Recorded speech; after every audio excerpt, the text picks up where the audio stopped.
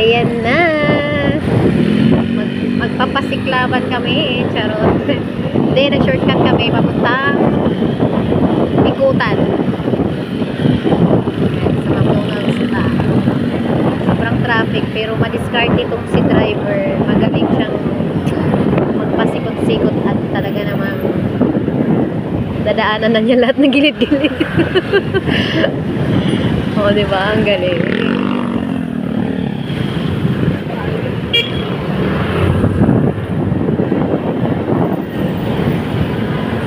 Kita nyo naman guys, kahit yung nagbabike, nilinervyos sa kanya.